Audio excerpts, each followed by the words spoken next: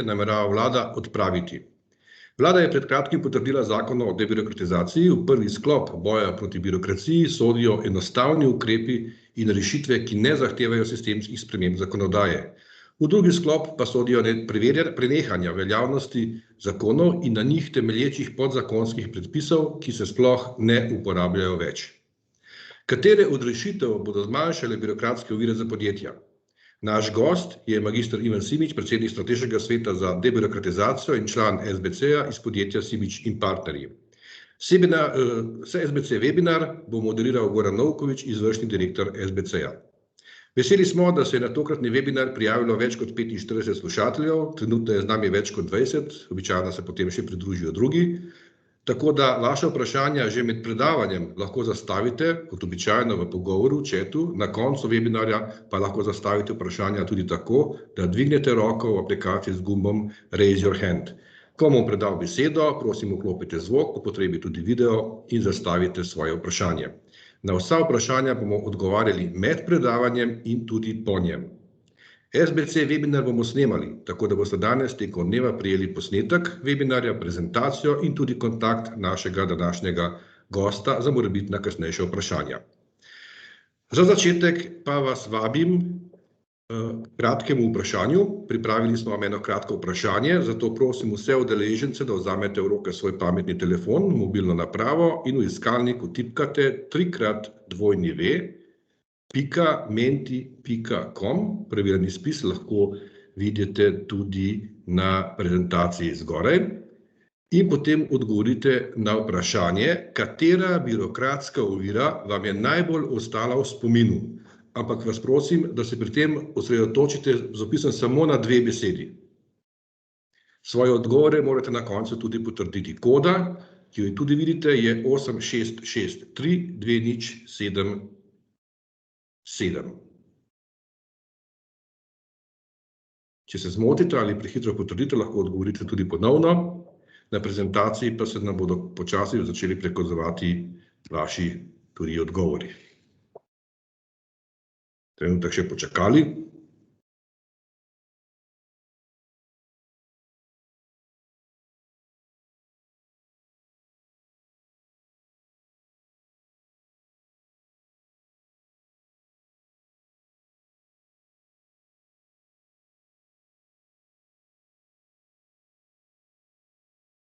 Pri opisu je lahko samo tudi ena beseda, recimo, ne vem, obvodni režim ali pa preveč administracije ali kaj podobnega.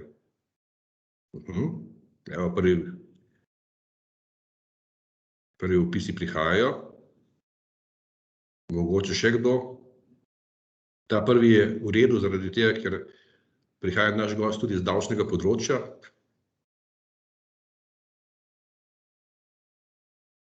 Še kakšna asociacija?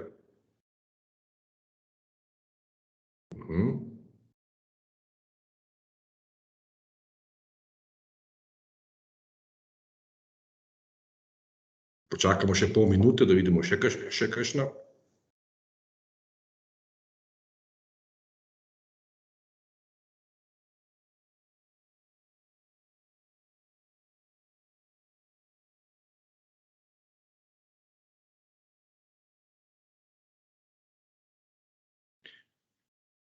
Zelo podobno, kot tudi dobivamo sicer odzive, gradbena dovoljenja, tudi dela na domu prijava, tudi statistična poročila in tako naprej, varstvo pri delu, skratka, kar precej zelo podobnih zadev. Hvala lepa za sodelovanje. Zdaj pa predlagam kar, da se posvetimo našemu današnjemu gostu. Preden začnemo, prosim samo še enkrat vse, ki ste se nam pridružili po začetku tega uvodnega dela, da izklopite zvok in video. Obenem pa predajam našemu današnjemu gostu besedo. Gospod Ivan Simič, izvolite. Pozdravljeni v mojem imenu, Goran, hvala za to uvodno tekmovanje v debirokratizaciji oziroma birokratizaciji. Vse, kar ste navedli, dejansko drži, ampak je še veliko drugih. Jaz vam zdaj samo moja predstavitev odprem takole. Tako, kot si že napovedal, tudi predstavitev boste lahko prijeli. Jaz bom poskušal v teh 45 minutah cirka rabim za tole predstavitev tega predloga zakona, jaz mu pravim prvega zakona, ki je šel v parlamentarno proceduro. Zdaj je v parlamentu, koplja se največ lomi okrog socialne kapice, nekaj je tudi malo nagajanja, glede ostalih zadev, zato da pač ne bi bil sprejet, ampak jaz upam, da bo šlo. Kar se tiče socialne kapice, pa je bilo že toliko povedanega, da mislim, da nima smisla več razglabljati. Tisti, ki smo v gospodarstvu, vemo, da jo rabimo in da bi lahko bila celo nižja, kot je, ampak o tem bomo več govorili v nadaljevanju. Torej, Vlada Republike Slovenije na 64. seji, ki je bila dne 18.3. sprejela ta predlog zakona, poslan je bil v Državni zbor. Bilo je tudi govora, da o tem zakonu niso govorili na ekonomsko-socialnem svetu, torej ni bilo govora prej, bilo je govora prej, mislim, smo cirka 4 ure smo se pogovarjali o tem zakonu z sindikati in z vsemi ostalimi. Sploh pa, če sem iskren, ne vem, zakaj bi kdorkoli, bom rekel tudi ekonomsko-socialni svet ali pa sindikati morali dati neke pripombe, če govorimo o debirokratizaciji. Torej, debirokratizacija je pač poenostavitve in mislim, da bi se vsak od nas moral strinjati s poenostavitvami. Jaz bom povedal samo eno banalno zadevo, katera bi se dala niti enostavno, pa se ne da. Verjetno se mnogi z vami ukvarjati z izvedenimi finančnimi inštrumenti. Vsi veste, da je tam stopnja do 12 mesecev 40%, potem se pa znižuje po lestvici. Ampak kar je najhujše, da je teh transakcij lahko tudi 500, 800 ali pa 1000 na leto. In jaz sem zadnjič predlagal v FURS-u in to bo tudi, bom rekel, ena od mojih prvih sprememb, ko bom prevzel vodenje FURS-a, kajti danes bom na vladi imenovan za VD direktorja FURS-a, tako da 1. junija za 6 mesecev, to je moja želja in tudi moj predlog bil, da ne grem za več kot za 6 mesecev, bom prevzel vodenje FURS-a in želim te zadeve poenostaviti. In moj predlog je pri temu izvedenih finančnih instrumentih, pri 1000 transakcijah, da nima nobenega smisla, da jih vse vnašamo, vzamemo kumulativo, plus, minus, razlika, a je obdavčitev ali ni obdavčitev. S tem, da bi morala biti stopnja ena, pomeni ne glede na število let, in takih zakonov imamo vrsto. Veste, kaj pomeni, da greš ti nekomu, ki je imel izgubo na izvedenih finančnih instrumentih, vnašati 1000 transakcij, oziroma 1000 nakupov in prodaj. Pa se ga bo stalo več tisto vnašanje, kot pa karkoli. Ampak nihče v preteklosti ni o tem razmišljal. Torej, cilj tega zakona je izboljšati stanje v Sloveniji, glede administrativnih ovir. Mi ste se tudi lahko pred časom zasledili, da je tale, ki proizvaja avtomobile električne, je bil v Nemčiji, da je za njega Nemčija preveč birokratska. Torej, lahko samo si pozamišljamo, da v Ameriki, ki je tudi na nek način ima določene birokratske ovire, da so dosti bolj enostavni in pri nas je vse narejeno na ta način, da zaradi parih odstotkov ljudi postavljaš neke ovire in potem v to porineš celo vrsto tudi drugih, ki o tem sploh ne razmišljajo. Torej, mi tudi poskušamo s tem, da bi se znižali stroški, tudi prej tam bil vaš predlog delo na domu. Jaz sploh ne vem, zakaj mora nekdo priti k meni domov preverjati, kakšne pogoje imam. Če se pač odobri, da nekdo dela na domu, pač dela na domu, sam se bo znajdel kako. Vem, da boste nekateri rekli, kaj pa, če se poškoduje, pa tako naprej, ampak moramo biti dejansko bolj enostavni. Torej, ta predlog zakona o debirokratizaciji je sestavljen iz 2 sklopov. Prvi sklop so spremembe in dopolnitve zakonov, gre za spremembo 21 zakonov, v drugem sklopu pa sodijo prenehanja veljavnosti zakonov, in to zakonov, ki so že nehali veljati, ki se ne uporabljajo več, gre za prečiščenje, o čemer bom na koncu malo govoril. Drugače, drugi del je delala kolegica, Katja Trila Vrtovec, prvi del so pa delala tudi oba skupaj, pa še sami ministrstvo, ki tukaj imate seznam vseh ministrstev, ki so sodelovali pri pripravi tega prvega zakona. Torej, zato je tudi bilo, veste, v medijih, ki so napadali ta zakon in ki so hoteli pokazati, kako nekaj ni v redu, so rekli, da ministrstva sploh niso sodelovala. Vsa ta ministrstva, ki so tukaj našteta, so sodelovala pri pripravi tega zakona, kajti mi kot Strateški svet za debirokratizacijo lahko damo samo predloge, tako kot zdaj za drugi zakon, za drugi sklop, ki smo ga dobili, rok je potekal v petek, smo dobili te predloge, torej šli bomo čez predloge, izbrali bomo tiste, ki so smiselni in potem jih bomo poslali na ministrstvo, da oni pripravijo spremembe zakona. To pomeni, zaradi tega pravim, da je včasih kakšni medijski pritiski, da ministrstva niso sodelovali, niso utemeljeni, in zaradi tega pravim, da namesto, da bi vsi želeli nek napredek, se nam zmeraj nekdo postavlja počez. Torej, gre za poenostavitve teh zakonov, torej to je vrsta zakonov, ki se pač spreminjajo. Zdaj spet tista dilema, zakaj se vsak od teh zakonov ne spreminja, zakaj se sprejema en zakon, ki posega v več zakonov. Torej, si vi predstavljate, da bi se spreminjalo 21 zakonov. Veste, koliko časa bi to trajalo? Zato je sigurno boljše, da se z enim zakonom uvedejo vse te spremembe, kajti v določenih zakonih se spreminja samo kakšen odstavek, se pa doda kakšna alineja, ali pa se kakšna besedica zamenja, in zato je za mene osebno boljše takšen način. Torej, prva zadeva, ki je zadeva, da tisti državljani, ki želijo, da se jim pošta vroča elektronsko, če želijo, bodo potem dostavili državi, to pomeni upravni enoti, elektronski naslov in svojo mobilno številko. Pomeni, dostavili bodo dva svoja podatka, katera sta, jaz pravim, že več ali manj tudi javna, saj kdajkoli rezerviramo kakšno potovanje, ta oba podatka, ko rezerviramo neko, bom rekel, ne vem, če kupujemo kje v trgovinah, zmeraj nam zahtevajo ta dva podatka. Ko smo pa tukaj mi predlagali v zakonu, da bi se pa spremenila zakon o prijavi prebivališča in zakon o centralnem registru prebivalstva, ki bi se dodala ta dva podatka, se je pa informacijska pooblaščenka oglasila in je rekla, da to ni zakonito, da se ti podatki ne morejo zbirati in tako naprej.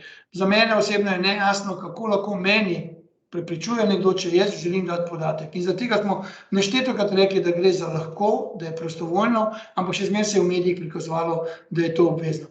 Pomeni, šlo bo za to, da vsi tisti, ki bodo želeli, bodo ta podatek dali, potem bodo oni pač,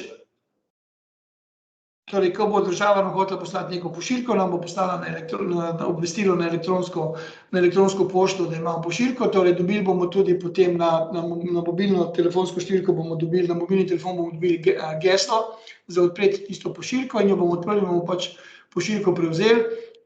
Mislim, da ne more biti kaj bolj enostavnega, kot da sediš v pisarni, prevzameš pošiljko, ne pa da hodiš na pošto, da ti puščajo listke in tako naprej in tako naprej. Tudi potem bo treba vse spremembe, ki se bodo zgodile, jih je treba sporočati. Tukaj jaz pravim, da enostavno vsi tisti, ki veliko potujete, ki ste veliko odsotni, ali pa ste veliko v službi, bodite pozorni na to. Zdaj normalno, tisti, ki imate veliko elektronske pošte, se vam lahko zgodilo, da boste spregledali. V takem primeru je mogoče dobro razmisliti, da bi imeli drugi naslov, ampak to je pa spet dodatna komplikacija, tako da jaz vam pravim, da pri teh, če se boste odločili za takšen način spremljanja pošte, morate biti pozorni, morate zadeve spremljati, ne smete jih kar brisati. Tisti, ki že danes sprejemate ali pa prevzemate pošto na e-davkih, veste, kako te zadeve potekajo.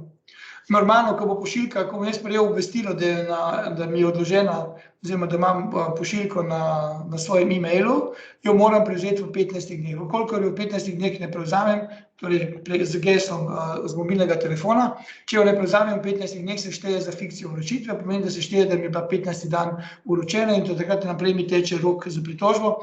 Zaradi tega morate biti pri teh zadevah pozorni. Vsi se verjetno spomnite, da je v eni od variant osnutkov zakona bilo tudi, da tisti, ki za 14 dni odpotujejo, da morajo dati obvezno naslov, elektronski in telefonsko številko. Torej, to je bila pač ideja od nekoga, ki jaz pravim, da ni tako slaba, kajti zavezanci se ne zavedajo, da če nimajo teh zadev urejenih in ko odpotujejo na dopust in če dobijo takrat neko pošiljko, bo rekel po redni pošti, in jim vržejo v nabiralnik listek in ne bodo prevzeli 15 dneh, bo ta zadeva se bo štela za vročeno in potem, če bodo še dalj časa na dopustu, jim bo tudi celo potekel rok za pritožbo. Zaradi tega ima tako obveščanje nek smisel in jaz tudi strankam predlagam, mojim pač povem, da če potuje za dalj časa, da je dobro poobvestiti odvetnika, davčnega svetovalca pa računovodjo za prevzemanje pošte, vkolikor že niso pooblaščeni preko e-davkov, če govorimo o e-davkih, imamo cel kup še drugih zadev. In tisto, kar bi se dalo še iz tega izvleči ven, so nadaljnje poenostavitve oziroma, bom rekel, bombončki države, da me država obvesti, kdaj mi izteka potni list, osebna izkaznica, prometno dovoljenje ali pa ne vem, vozniško dovoljenje. Pomeni, če imajo že mojo elektronsko pošto in moj telefon, me lahko obvestijo, da mi iztekajo ti dokumenti, da jih lahko pravočasno podaljšam, da se mi ne zgodi, da pozabim podaljšati prometno dovoljenje ali pa da pozabim podaljšati osebno izkaznico ali pa potni list. Tako da, to je popolnoma enostavno, omogoča potem tudi bi se lahko, veste, mi moramo razmišljati naprej, zakaj moram jaz iti na upravno enoto, da me vidijo.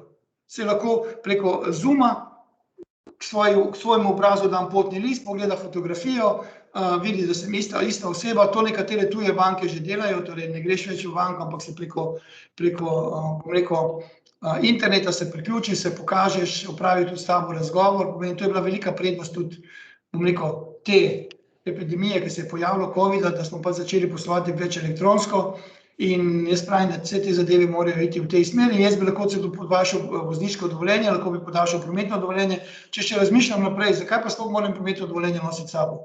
Vse prometno dovoljenje, če sem ga podaljšal, ko me policija ustavi, pogleda v sistem, vidi, da imam prometno dovoljenje veljavno in gremo lepo naprej. Ne pa, da moram jaz nekaj pokazati, da je res veljavno. In pa tudi tisto, kar smo razmišljali. Razmišljali smo, da bi združili osebno izkaznico in vozniško dovoljenje v en dokument. Torej ni potrebno, da imamo dva dokumenta, mogoče torej jaz gledam pri sebi, mogoče tudi kdo od vas. Če kam gremo, ponavadi vzamem vozniško dovoljenje, ki gor je fotografija in moj naslov, torej ne jemljem oba dokumenta seboj, če me kdo hoče ustaviti pa legitimirati. Jaz pravim, da vozniško dovoljenje me to omogoča dovolj. In pa tudi mogoče se komu od vas zgodilo, da je šel čez mejo, da je po pomoti dal vozniško dovoljenje namesto osebne izkaznice. Tako da pravim, mogoče bo v budučnosti ta preskok tudi naredili in bo imel en dokument za obe zadevi. To sem že povedal. Potem naslednje poenostavitve, ki so, za nekoga pravijo, da niso, ljudje zmeraj, veste, v vsaki zadevi ljudje iščejo nekaj slabega. In tako je bilo tudi v tem predlogu, da na ministrstvu odločbe v upravnem postopku lahko izdaja tudi državni sekretar. Državni sekretar je v bistvu namestnik oziroma on vodi, ko ni ministra, in popolnoma normalno je, da če je lahko že danes podpisal, da se da to tudi v zakon in da že lahko minister razdeli, če ima več sekretarjev, kdo bo kaj podpisal, kajti teh podpisovanje je veliko in včasih tudi ne moreš vsega odpeti in zaradi tega ne vidim v tem nič slabega, če se kdo odloči, da bo tudi državni sekretar podpisoval. Normalno pa, če pa državni sekretar ne izpolnjuje pogojev za vodenje postopkov, pa pač postopke morajo prej izvesti tisti, ki izpolnjujejo pogoje, on pa potem samo podpiše.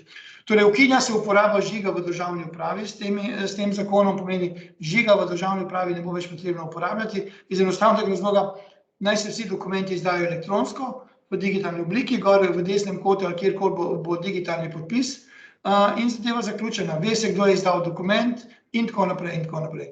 Prav tako je predlog, to je moja želja že dolga leta in končno sem jo dočakal, da se ukine pisanje datuma v prevzemu, bom rekel, priporočenih ali pa pošiljk s povratnico, torej dovolj bo, da se datum izpiše s številkami, ne pa več z datumom. Sploh pa tisto, ko imamo 27. november 2019 ali pa 2025.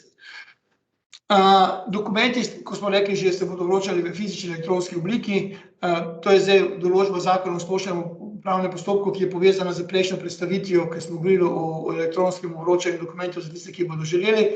Ustrezno se morajo tudi spremeniti določbe zakona o splošnem upravnem postopku, kjer je tudi urejeno, bom rekel, vročanje. Tako sem že povedal, če ne prevzamejo tega dokumenta, se potem bo štelo za vročeno po izteku 15-dnevnega roka, tukaj vidite v drugem odstavku. Torej, še enkrat povem, vročitev v elektronski obliki se opravi na registriran elektronski naslov, na naslov varne elektronskega predala, tisti, ki ga ima, ali drugega elektronskega predala in to preko informacijskega sistema za sprejem vlog, vročanje in obveščanje.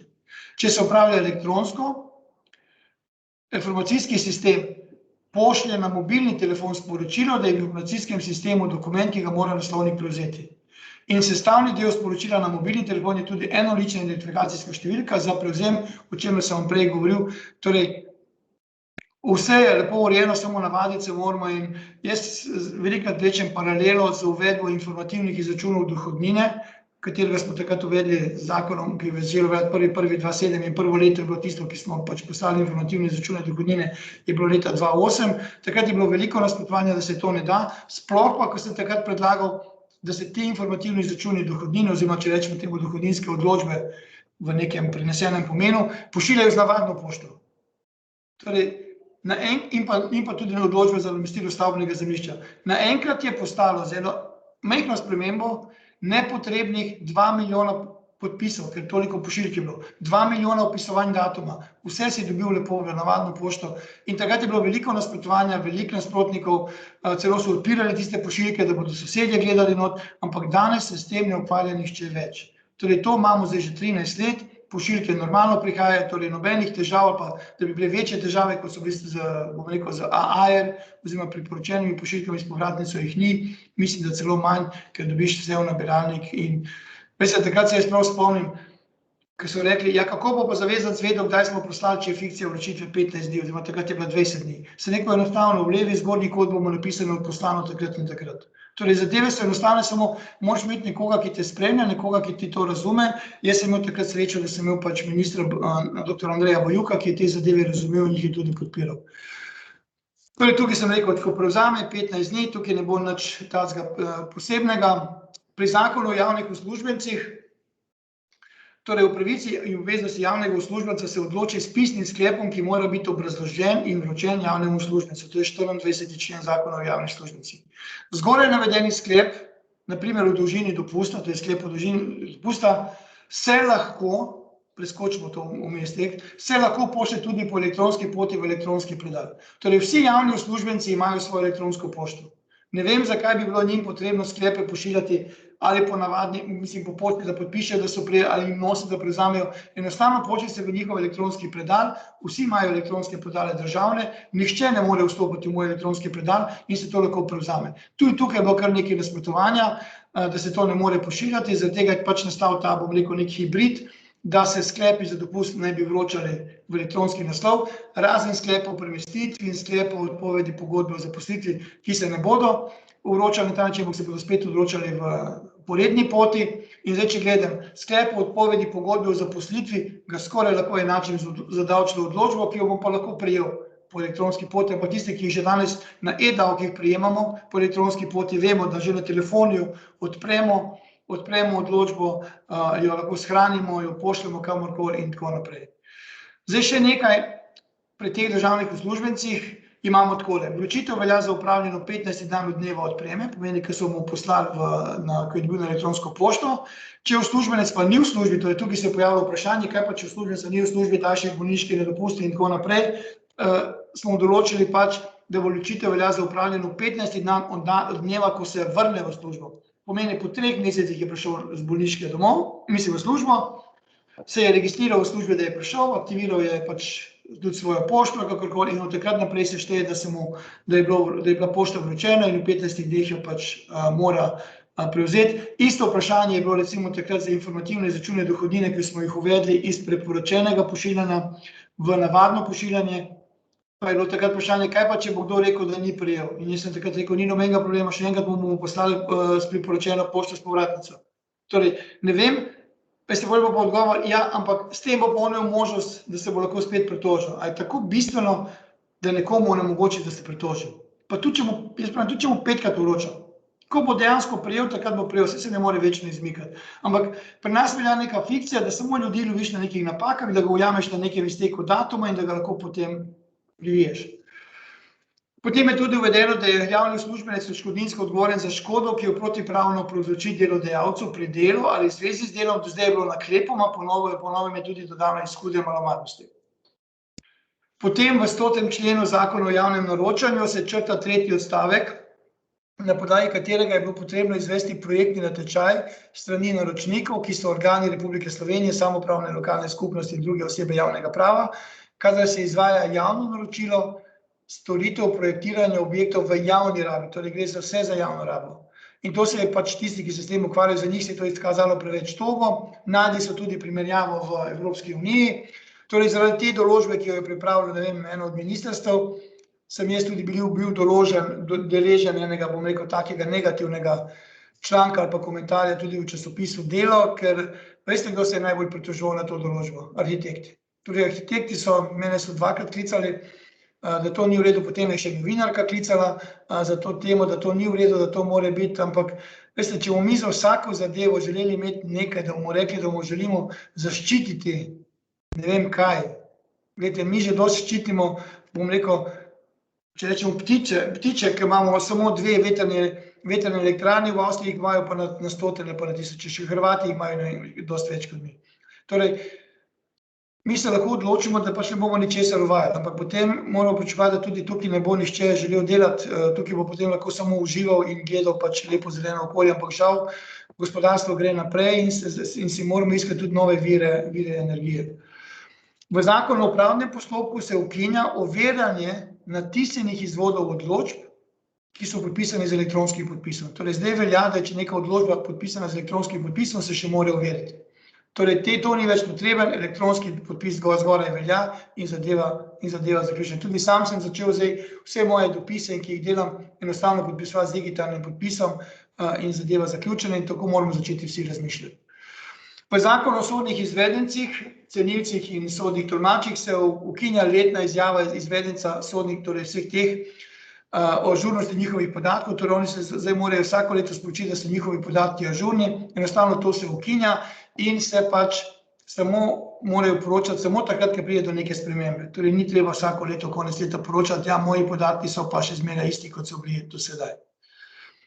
V zakonu o integriteti in preprečevanju korupcije se v 5. odstavku 35. člena črta obveznost pridobitve izjave o tem, da fizična oseba oziroma poslovni subjekt ni povezan s funkcionarjem po njegovem vedenju, ni povezan z družinskim članom tega funkcionarja.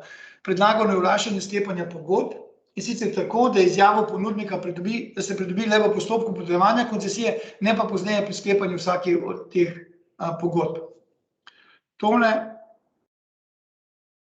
Torej tudi, ko danes se pridobivajo te izjave, tudi ko gre za nekaj evrov vredne razpise.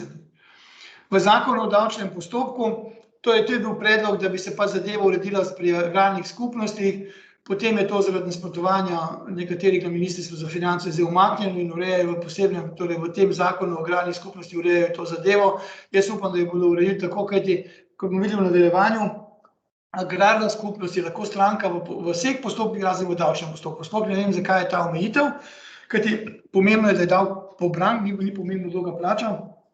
In sploh pa glede na to, da je agrarna skupnost lahko stranka v vseh postopkih, razen v davčno, je še dodatni razlog, da je lahko tudi v davčnem postopku stranka, ampak zdaj bodo to uredili v posebnem zakonu. Zdaj pri potrjevanju računov gre za to, to je bila pač moja ideja, da enostavno je prva sprememba, da se plačila s kartico šteje za negotovinsko plačilo. Torej za mene se plačila s kartico nikoli ni štelo za gotovinsko plačilo. Zakaj so to dali v zakonu? Verjetno zaradi tega, ker so hoteli s tem upravičiti, da boš moral registrirati račun na FURS-u, da ne samo gotovinske račune, ampak tudi tiste, ki so s kartice, zato so rekli, da je plačilo s kartico, da šteje za gotovinsko plačilo. Torej to želimo zdaj spremeniti, da se plačilo s kartico šteje za negotovinsko plačilo. In pa, če jaz grem v neko trgovino in imajo tam registrsko blagajno in tako naprej, torej uvedlo bi se pravilo, da se račun izda, torej račun je v sistemu, ampak se mi ne natisne. Torej ni treba, da ga vzamem in ga nesem ponavadi do prvega koša, še v notranjosti trgovine ali pa v zunaj trgovine. Nekateri račune vzamejo domov, pa prekontrolirajo, jim je bilo res zaračunano vse ali pa da jim je bilo kaj preveč zaračunano. Ampak predlog je, da tega računa ni treba več natisniti, da ta račun je v sistemu. Če pa želim jaz imeti račun, pa trgovcu rečem, da mi ga pač natisne in enostavno grem in je zadeva zaključena. Za gotovinske račune bi še zmeraj bilo, da se morajo izdati, ampak zdaj vmes je pa bil pripravljen predlog zakona o spremembah zakona o davku na dodano vrednost, kjer je pa določeno, da se računi ne natisnejo v nobenem primeru, ostajajo v sistemu. Zdaj se takoj oglasijo neki moralneži, ki pravijo, ja, zdaj bodo pa goljufali, pa ne bodo izdali računov, pa jih ne bodo imeli v sistemu. Ni nobenega problema. Še zmeraj se bodo vsi računi registrirali na FURS-u.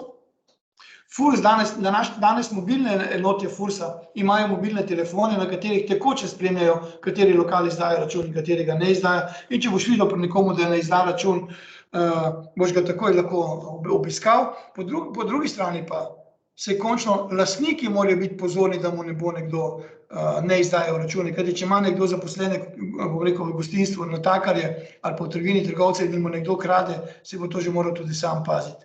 In zaradi tega pravim, to je pač ena poenostavitev. Mene vprašajo, kakšna je to poenostavitev, jaz pravim, da je poenostavitev, da ni treba izdati, da ni treba natisniti računa. Očitno se bo morali navaditi.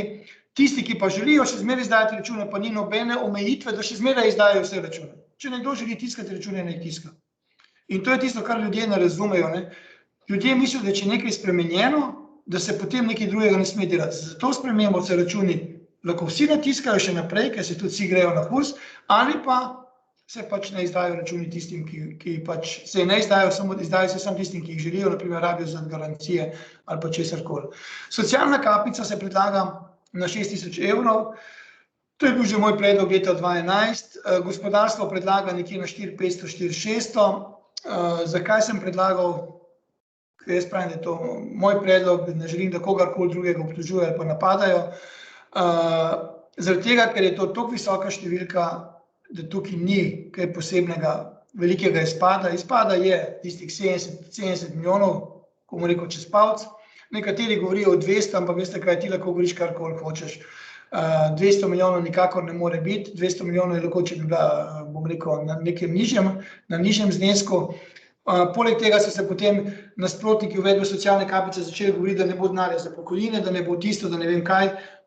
To ne drži, kajti pokojnine bodo še zmeraj, pokojnine se zaradi tega ne bodo zmanjšale in tako naprej in tako naprej. In tisto, kar je še, bom rekel, tudi pomembno je, da mi socialno kapico danes že imamo pri SP-jih, samostojnih poklicih in tako naprej, kjer je plačevanje prispevkov omejeno nekje na 2480 evrov, kar ustreza bruto znesku okrog 6400, pa še nekaj blizu 6500 evrov. Pomeni, da ta znesek je danes še dovolj primeren.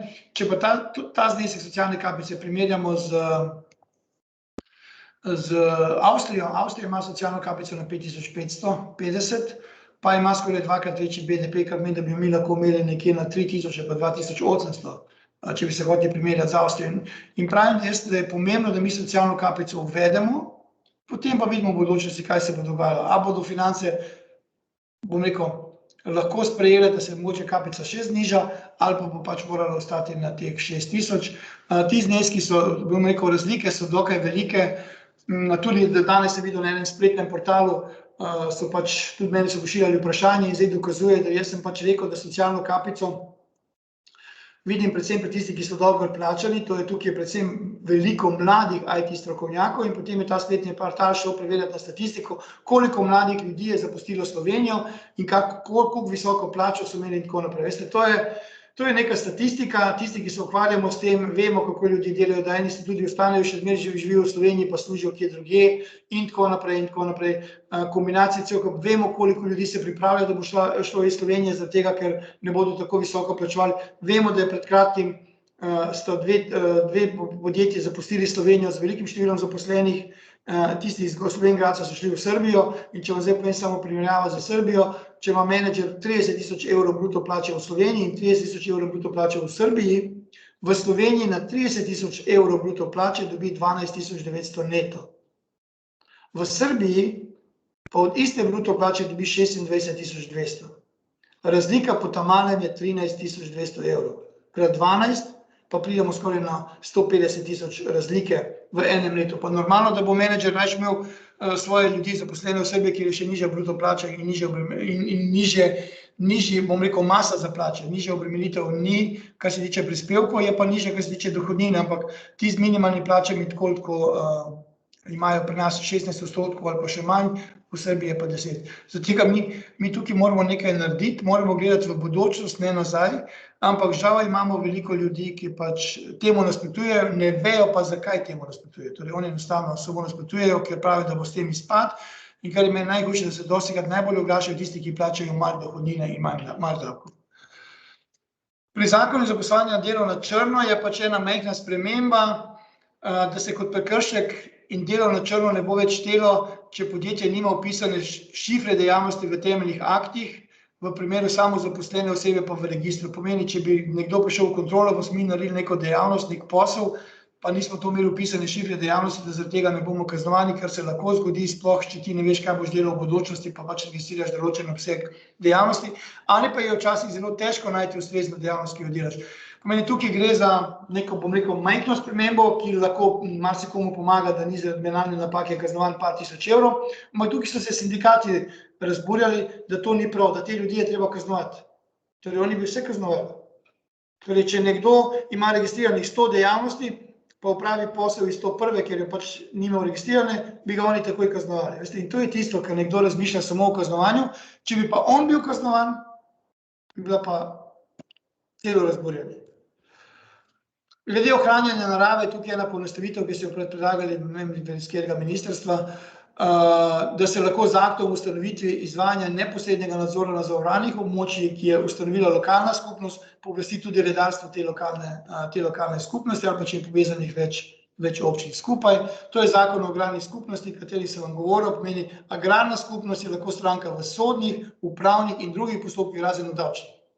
Torej, sploh ni logike, zakaj v davčnih ne in zakaj smo tako togi. Pri zakonu o kmetijskih zemljiščih tukaj bodite pozorni. Tisti, ki kupujete kmetijsko zemljišče, gozdove ali pa kmetije, do zdaj je bil rok, koliko časa mora ponudba viseti na upravni enoti 30 dni, v predlogu zakona je ta rok skrajšan na 15 dni, da se zadeve hitreje odvijajo, zato bodite pozorni, ker ponavadi se ljudje prijavljajo zadnji dan in če bo ta zakon sprejet oziroma ko bo sprejet, od takrat naprej boste morali biti pozorni, da ni več na 30-dnevni rok, ampak je 15-dnevni rok. V zakonu o visokem šolstvu gre za vzpostavitev pravne podlage za obdelovanje osebnih podatkov v šolskih evidencah, administrativna zadeva, v zakonu o športu, ukinitev dvojnega preverjanja izpolnjevanja pogojev polnoletnosti in najmanj srednje poklicne izobrazbe predpisov, pomeni to, kar je že takrat tudi Virant povedal, vse podatke, ki jih ima država, jih ni treba še enkrat dajati. Ampak potem se je začelo dogajati, da če smo hoteli, da bi bila zadeva hitreje rešena, smo raje dali vse dokumente mi v neki vlogi, kot da bi rekli državi, dajte vi te podatke, zberite, kar lahko rečete. Vi lahko zmeraj rečete, zberite podatke v uradnih evidencah, ampak tisto, kar bi moralo biti, je, da ko jaz pridem na neko državni organ, naprimer na upravno enoto, ko vtipkajo mojo EMŠO ali pa mojo davčno, oni bi morali imeti vse moje dokumente gor. Ne pa, da jih morajo iskati. To je pa tisto, kar mogoče manjka povezava med temi državnimi organi in, bom rekel, direktni vstopi v posamezne podatke. To je nekaj z področja kulture, torej uskladitev posvetovalne pristojnosti strokovnih komisij pri podeljevanju javnih sredstev z dometom njihove strokovne avtonomije. Ne bom nič komentiral, ker ne razumem. V zdravstveni dejavnosti je pa tako, ker nekdo pride v sistem zdravstvene dejavnosti, da mu pač ni potrebno dati še enkrat potrdilo o nekaznovanosti. Pomeni, ukinja se podvajanje preverjanja nekaznovanosti za zdravstvene delavce zaposlene v javnih zdravstvenih zavodih. Ko gre iz enega v drugi zdravstveni javni zavod, mu ni treba tega dokumenta dati, ker ga je že dal, ko je šel v prvi zavod. Normalno, če je bil vmes obsojen, to vsi vejo, da je bil obsojen. No, potem imamo pa ta zadnji del. Zadnji del je pa vzpostavitev uradnega registra Republike Slovenije. Torej, šlo bi za gospodarsko javno službo, videli, kako se bo zdaj vse to odvilo in kaj se bo zgodilo. Torej, uvedel bi se še uradni register. Gre predvsem zaradi tega, da mi imamo danes na spletu objavljene neuradna prečiščena tekste zakonov. Torej, naša želja je, da bi vsi ti teksti postali uradni in da jih ne bi mogoče sploh bilo potrebno objavljati še enkrat uradni list. Veste, meni je tako hudo, ker ljudje ali nočejo razumeti, ali so preveč pikolovski. Če je bil zakon objavljen v uradnem listu, torej je bil objavljen v uradnem listu, vsi vemo, da je bil objavljen. Potem so bile objavljene spremembe v uradnem listu.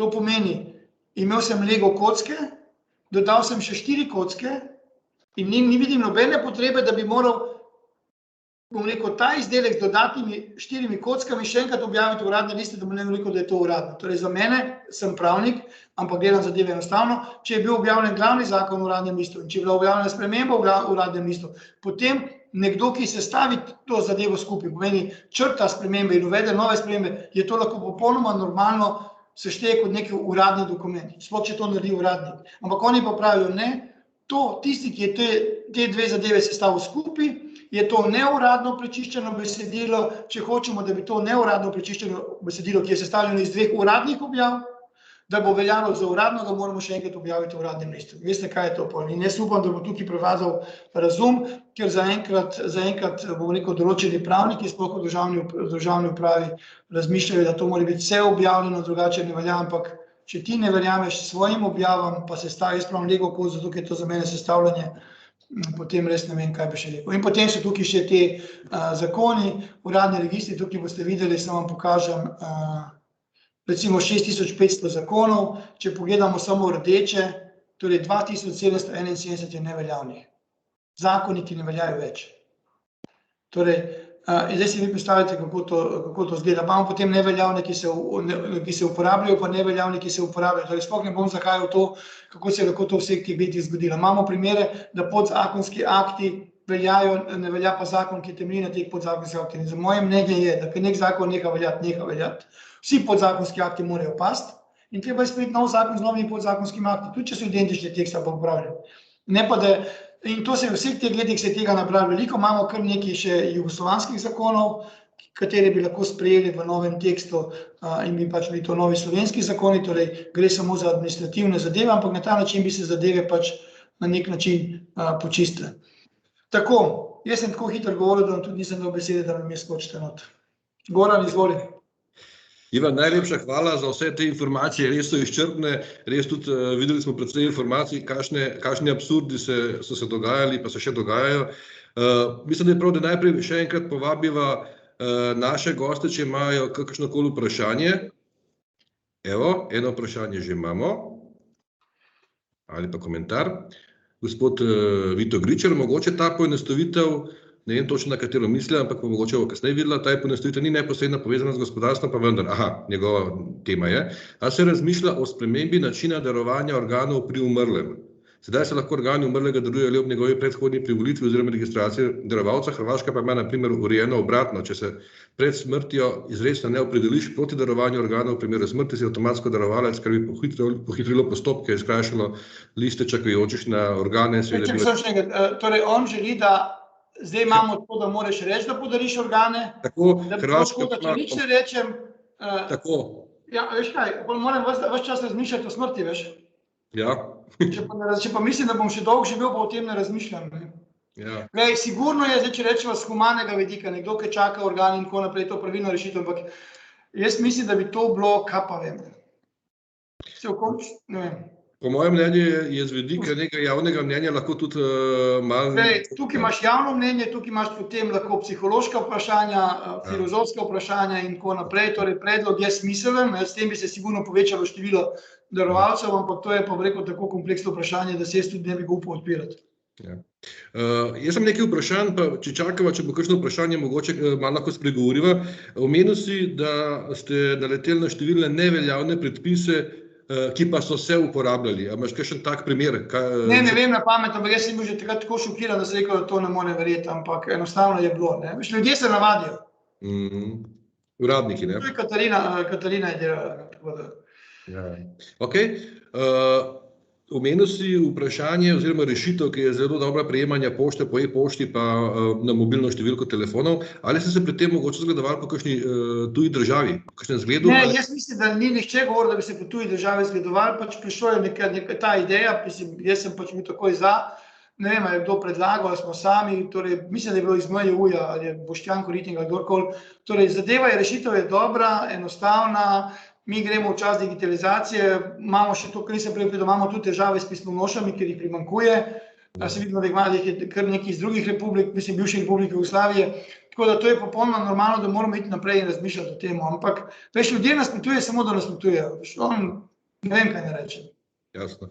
Se vprašal sem tudi zaradi tega, ker omenil si verjetno zelo dobro rešitev, da se v naslednjem koraku, če sem dobro razumel, tudi poenoti vozniška oziroma prometna z osebno izkaznico. Ne, osebna izkaznica pa vozniško.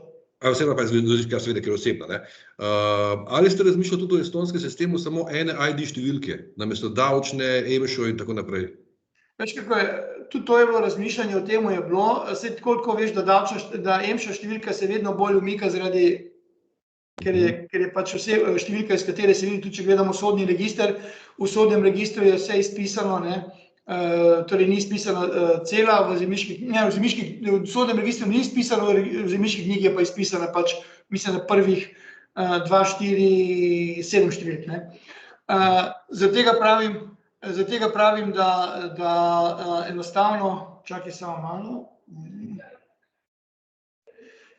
malo. Kar. Ana, tako da jaz pravim, da tako, ko imajo v Ameriki eno številko in tako naprej, verjetno res, ampak trenutno mi imamo dve in jaz pravim, tukaj bi bilo za mene boljše, da bi prevladala tale davčna, zaradi tega, ker davčna številka je tista, ki je bolj anonimizirana kot pa EMŠO. Upravičujem se, ker sem gledal telefon, ampak pričakujem, da bom vsak trenutek postal dedek, tako da... Čestitke vnaprej. Ja. V redu. Vse davčna številka je mimogrede tudi bolj praktično, ker je krajša. Ja, sigurno, ja. Ampak veš kaj, EMŠO številko pa veš na pamet vse razen zadnjih 3 številk. To je pa res, ne. Eno vprašanje še, ne bomo te veliko zadrževali? Ok, sem že dedek, tako da je v redu. Ok, čestitke. Odlično. Ok, povej, Goran, naprej, pejmo naprej. Ne bomo te veliko zadrževali, imamo še eno vprašanje, vidim tukaj, ker zdaj boš moral že malo te sloviti. Takole, samo trenutek, da ga najdem. Osnutek zakona o elektronski identifikaciji, po katerem je dovoljena video identifikacija za namene zakona o preprečevanju pranja denarja, ni pa ista, na primer, dovoljena za poizvedbo na Banki Slovenije za SIS-BON, SIS-BIS, na kar se je Združenje bank že pritožilo in poslalo dopolnila. Aha, to je informacija. Ampak je vsak zakon, ki ga sprejmeš, ga nekdo sprejme. Jaz pravim, če je dovoljeno za UPPD, urad preprečevanja pranja, to je bilo za vse. Vse, če v enem zakonu ne bo za vse. Ne vem, zakaj bi kdo nasprotoval, ne? Eno vprašanje imam še, čisto praktično se mi je zgodilo, ker smo tudi posamezniki. Odlična se mi zdi ideja, da ni treba printati računa, lahko pa, če želijo, ne? Če je plačilo s kartico. Ampak kaj se bo v praksi zgodilo, ker se spomnim, ko so bile uvedbe davčnih blagajn, so rekli, da inšpektorji, seveda jim je prvi znak, da ljudje prihajajo brez računov iz gostilne. Ali inšpektorjev ne bo več, ne? Vem, da jih ne bo, ampak kaj se lahko zgodi, kaj se bi zgodilo recimo teoretično, če nas tudi, ker smo privatne osebe, inšpektor vpraša, kje imate račun, oziroma če ga nimate, kako bo preveril v tistem trenutku, ali se ga sploh ne bo več. Goran, oba sva starejša, to imamo že nekaj časa. Kolikrat je inšpektor ustavil? Nikdar. Ja, no, zakaj se bolj pogovarjamo o tem? Zato da imamo naprej odgovor, če nas do... Ampak meni je pomembno, da je račun registriran in glej, da davčni organ točno vidi, če davčni inšpektor stoji pred lokalom in vidi, da je iz lokala šlo 50 ljudi, na mobilnem telefonu pa vidi, da so bili izdani samo 3 računi. Nekaj ni v redu, lahko gre not, pove, izdajate račune, lahko gre v neki nakup in tako naprej. Tako da ljudje se bodo morali zavedati. Imel sem jaz gostinca, ki je recimo izdajal, je tako delal, da je izdajal malo nekaj računov, nekaj ni. Potem je dobil davčno kontrolo, veš kaj na koncu ugotovil? Da so mu kelnerji pokradli več, kaj je davkarija pol zaračunala. In potem je šel in je začel delati vse legalno in mi je rekel, pol mi je priznal, je rekel, zdaj, ko delam vse legalno, se mi zadeva izide, nisem mi treba ukvarjati, kaj sem nabavil na črno, kaj nisem nabavil na črno, kaj bom odbijal DDV. Kelnerje imam pod popolno kontrolo, nič mi ne morejo vzeti in tako naprej. In potem, če ti to počneš, potem tvoji natakarji vejo, da to počneš. Pa te lahko še nekdo prijavi, tako da jaz pravim, da se ne splača riskirati. Absolutno. Razvojne kapice, če se večkrat dotakneva. Mi smo znotraj gospodarskega kroga, tako da bodo tudi udeleženci vedeli, tudi mi smo komunicirali s tabo, predlagali še nekaj drugega, da se kapica postopoma v 4 letih zniža na 4600. Mogoče samo informacijo, šli smo pogledati z analitiko gospodarske zbornice in ugotovili, da bi na letni ravni, če bi se takoj znižala, prišli z 11 000 na 27 000 upravičencev. In bi bila razlika med 6000 in 4600 pragom pri absolutnem znesku izpada po dinamični metodi, ne po statični, kot običajno računajo, 90 milijonov. Če bi postopno izvedel na 5500, 5400, bi bila povprečna letni dodatni izpad 38 milijonov evrov. Kakšno je tvoje mnenje, da bi to mogoče poskušali takoj spraviti? Glej, takoj ne bo šlo, ker že zdaj ta izpad 70 milijonov je velik. Zato sem jaz predlagal tako visoko, pa je počasi znižujemo, da se ljudje navadijo, da ve, ampak enostavno to, koliko je tega nasprotovanja, zdaj jaz nisem mogel si niti slučajno predstavljati, da so... Ampak to nasprotujejo tisti, ki s tem nimajo nič. In vsi ti izračuni, ki kažejo, očitno bo na koncu odločalo, ne vem, neko osebna opredelitev nekoga, ki bo mislil, da se bo zgodilo to pa to. Ker jaz pravim, kako pa druge države preživijo? Če greš gledati tabelo OECD-ja, koliko so naše plače obremenjene, potem bi to izgledalo, da oni, ki so v spodnjem delu, da sploh ne morejo preživeti. In jaz pravim, ne, mi moramo nekaj drugega, moramo videti, kaj je, moramo mogoče na stroških razmišljati, moramo ne vem še kaj drugega popraviti. Ne pa reči, to bo izpad. A po drugi strani, ko se po državni upravi dvigna plača, pa gre 300 milijonov, pa se nič ne zgodi. Ja. Kakšna je pa časovnica zdaj za zakon o debirokratizaciji? Zakon je v parlamentu, čakamo, kaj bo, zdaj vidimo, kaj se dogaja glede tega tudi seje, da pač niso izglasovali dnevnega reda in tako naprej. Opozicija, kakor vem, je tudi zahtevala javno obravnavo, to vem, da bo to še malo zavlekli, jaz upam, da bo do konca leta sprejet, ker takole, jaz ne razumem, da nekdo ne zagovarja ali pa ne stoji za temi dobrimi rešitvami, Ker to so sigurno poenostavitve za vse, ta socialna kapica, ki jih najbolj moti, je pa pač neka zadeva, ki ne vpliva na nikoga, nihče ne bo zaradi tega imel manj, nihče. In ne razumem, res ne. Ja, jasno. Ok, zdaj pa zadnje vprašanje, preden te spustimo. V času COVID-a smo vsi imeli kar precej različnih situacij ad hoc za birokratskimi ovirami. A je mogoče, dajmo pobudo, a je mogoče dobra pobuda, da bi nekdo šel pogledati, izbrati, kakšne vse birokratske ovire so se znašle, ker so na različnih postopkovnih ali procesnih ravneh se dogajale, zato da bi drugi krog ali po drugem in tretjem krogu še dodatno kaj izboljšali. Pri korona zakoni pa birokratski vir, torej ti korona zakoni PKP so se sprejemali zelo hitro. Potem sploh je bil sprejet prvi zakon, so se pojavili cel kup, ki niso bili, potem se popravljali, se poskušali ugoditi onim naslednjim in tako naprej. In ker je bilo toliko teh sprememb, normalno, da se je nekje zakompliciralo, pa nekje postalo birokratsko. Po drugi strani, če bi se delilo nekontrolirano, bi bilo še hujše, in namen teh pomoči je bil, da se pomaga prebroditi tisto krizo. Zdaj normalno tudi berem pa poslušam, kako je govor o tem, da se mora vračati pomoč. Ta pomoč je bila dana za tiste, ki jim bodo prihodki padli, ki bodo imeli težave. Nekomu, ki mu niso padli prihodki, tudi če je bil veliko pomoči, bo pač moral vrniti. Zato smo dali, takrat je bil moj predlog, da se da v zakonu 6 obrokov. Kajti to je bila pomoč, to ni bil še enkrat denar. In tudi nekateri so že pomoč vrnili, pa veliko jih je vrnilo pomoč, in zadeva gre naprej, ker tudi v preteklosti, ker ni bilo korone, ker smo imeli težave, smo šli v banko, pa smo najeli kredit, pa smo ga morali odplačati. Tako da ne vem, kaj se bo zdaj na koncu zgodilo, bomo videli, kaj bo, tako da ne bom nič povedal.